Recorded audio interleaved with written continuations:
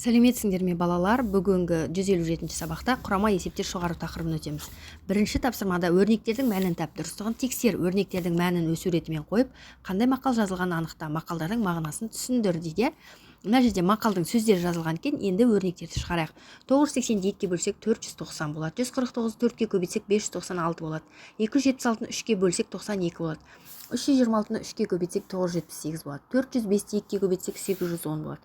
145-ті 5-ке көбейтсек 725 болады.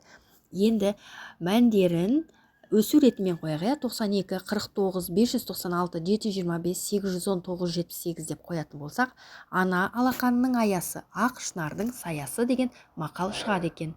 Екінші тапсырмада есептерді шығар дейді. Аналар мерекесіне арналған концертке сахнаны безендіру үшін әрқайсында 25 данадан 8 қорап шар үрленді. Әрқайсында 15 данадан 5 қорап жалау пайдаланылды. Безендіруге барлығы неше шар мен жалау пайдаланылды дейді. 25-ті 8-ге көбейтеміз, 15-ті 5-ке көбейтеміз. 25-ті 8-ге көбейтсек 200, 15-ті 5-ке көбейтсек 75, яғни 275 болады. Жауабы безендіруге барлығы 275 шар мен жалау пайдаланылды. Әде көркем еңбек сабағында сыныптағы 30 оқушының әрқайсы 3 ашық хаттан және 1 қобдишадан жасады. Оқушылар барлығы неше сыйлық жасады дейді. Барлық баланың саны 30, әрқайсы 3 ашық хат 1 қобдишадан жасады. Яғни 4 заттан жасады. Енді барлығын табу үшін 30-ды көбейтеміз 4-ке. Сонда 120 шығады. Жауабы оқушылар барлығы 120 сыйлық жасады. Үшінші есептің асында өрнектер бойынша есептер құрастырыңдар дейді. 221 көбейту 3 қосу 106 немесе 221 көбейту 2 қосу 106 көбейту 3 деген теңдеу берілген екен.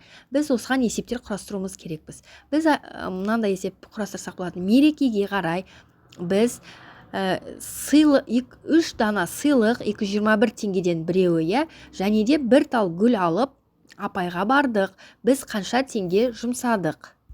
Енді қанша теңге жұмсағанымызды табу үшін 221-ді 3-ке көбейтеміз, 663 болады. Оған 106-ны қосамыз, сонда 769 теңге болады. Жауабы барлығы 769 теңге жұмсадық. Екіншісінде де тура осы сияқты шығарсақ болады. 2 гүл және 3 сыйлық алдық. Барлығы қанша теңге жұмсалды деп. Ол кезде біз 221-ді 2-ке көбейтеміз, 106-ны 3-ке көбейтеміз. 442 қосу 318, сонда 760 болады. Жауабы барлығы 760 теңге жұмсадық. Енді әде осы мәліметтерді пайдаланып бірнеше амалмен шығаратын өрнек құрастыр дейді. Бұл жерде біз өрнек құрастырамыз. Мысалы 221 көбейтілген 2 қосу 106 көбейтілген 4 деп шығарсақ болады. Мысалы 424 қосу 424 тең 866 болады. Төртінші тапсырмада теңдеулерді шеш дейді. 45 бөлу y тең 72 бөлу 8. 45 бөлу y тең 72-ні 8 бөлсек 9 болады. Y-ті табу үшін 45-ті 9-ға бөлеміз. Y-іміз 5-ке тең болады екен. Енді тексерейік. 45 бөлу 5 9 болады. 72 бөлу 8 9 болады. Екіншісі 162 қосу x тең 509 алу 68. Бірінші 509-дан 68 аламыз. 441 болады. 162 қосу x тең 441. X-ті табу үшін 441-ден 162-ні аламыз. Сонда x-іміз 279-ға тең болады. Енді тексерейік. 162 қосу 279 441 болады. Алу тең 509 алу 68 441 болады. Үшіншісі 1000 алу a тең 146 көбейтілген 6. Бірінші 146-ны 6-ға көбейтіп аламыз. 846 болады. 1000 алу a тең 846. Енді a-ны табу үшін 1000-нан 846-ны аламыз. Сонда a-мыз 124-ке тең болады. 1000 алу 124 846 болады. 146-ны 6-ға көбейтсек 846 болады. Бесінші тапсырмада бірінші, екінші, үшінші сынып оқушылары бір апта бойы аналарына сыйлау үшін. Бесінші тапсырмада бірінші, екінші, үшінші сынып оқушылары бір апта бойы аналарына сыйлау үшін әшекейлер жасады. Әрбір сынып өздерінің жасаған әшекейлерін санады. Олардың әр күнде бәрі бірге неше әшекей жасаған тиімді есептеуге көмектесті. Тиімді есептеуді қолданамыз. Мына жерге қарайық. Бірінші күні бірінші сынып оқушылары 25, екінші сынып оқушылары 17, үшінші сынып оқушылары 15 жасады. Енді тиімді есептеуді қолдану үшін біз 25-ке 15-ті қосамыз, оңай болады. 5-ке 5-ті қосып. Одан кейін оған 17-ні қосамыз. 25-ке 15-ті қоссақ 40 болады, оған 17-ні қоссақ 57 болады. Екінші күнгі қалайық. 36 қосу 17 қосу 34. Бұл жерде тиімді есептеу 36-ға 34-ті қосу. Сонда 36-ға 34 қосақ 70, оған 17 қосақ 87 болады. Үшінші күні 58 қосу 34 қосу 12 дейді. Бұл жерде 58 бен 12-ні қосып аламыз, 70 шығады, оған 34-ті қосамыз, 104 болады. Төртінші күні 39 қосу 25 қосу 11 шығады. Болыпты, осыны есептеу үшін 39-ға 11-ді қосамыз, 50, оған 25-ті қоссақ 75 болады. 56 төртінші күні қосу 23 қосу 17 дейді. Бұл жерде біз 23 пен 17-ні қосып аламыз, 40, оған 53-ті қоссақ 93 болады. Және ең соңғы күні 27 қосу 18 қосу 13 дейді. Бұл жерде 27 мен 13-ті қосып аламыз, 40, оған 18 қосамыз, 58 болады. Алтыншы тапсырмада есептерді шығар дейді. Ада анасы дүкеннен 130 теңгеге 4 килограмм картоп және 350 теңгеден 3 килограмм сәбіз сатып алды. Анасы қанша теңге жұмсады? Картоп 130 теңгеден 4 болса, 130-ды 4-ке көбейтеміз. Ал сәбізді 150 теңгеден 3-ке көбейтеміз, Сонда 520 қосу 450 тең 970 шығады.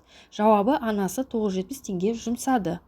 Әде анасы 2 литрлік алма шырынынан 14 қорап, ал өрік шырынынан одан 4 есе кем сатып алды. Анасы барлығы неше литр шырын сатып алды дейді. Бұл жерде 2-ні 14-ке көбейтеміз, 28 болды. Енді өрікті табу үшін ол 4 есе көп болды, алма. Сол үшін 28-ді 4-ке бөлеміз, сонда 7. Яғни өріктен 7 алыпты, Енді 28-ге 7-ні қоссақ 35, жауабы барлығы 35 литр шырын сатып алды. 7-ші тапсырмада заңдылықты анықта, әрбір жағына 2 цифрдан жазып, қатарды толықтыр дейді.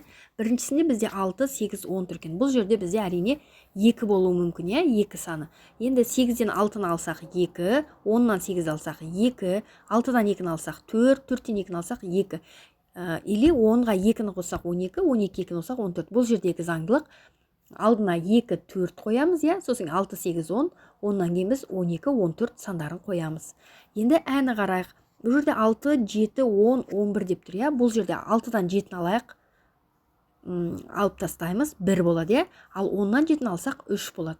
11-ден 10-ды алсақ 1, 6-дан 3-ді алсақ 3, 3-тен 1-ді алсақ 2 болады, Немесе, мына жағына 11-ге 3-ті қосақ 14, 14-ге 1-ді қосақ 15. Бұл жерде 1, 3, 1, 3, 1, 3 деген заңдылық екен. Мына жерге бос орындарға біз 2, 3 деген санды қоямыз. 6-ның алдына 11-ден кейін біз 14, 15 деген санды қоямыз. Енді бұны қарайғы, бұл жерде 31, 27, 23 деп тұр. Бұл жердегі заңдылықты табу үшін 31-ден 27-ні алайық 4 болады, Ал 27-ден 23-ті алсақ, ол да 4 болып тұр, Енді 31-ге 4-ті қосайық, 35 болады. Ал 35-ке 4-ті қосақ, 39 болады, Енді мына жағындегі 23-ті алайық. 23-ке 4-ті алсақ 19 болады, 19-дан 4-ті алсақ 15 болады.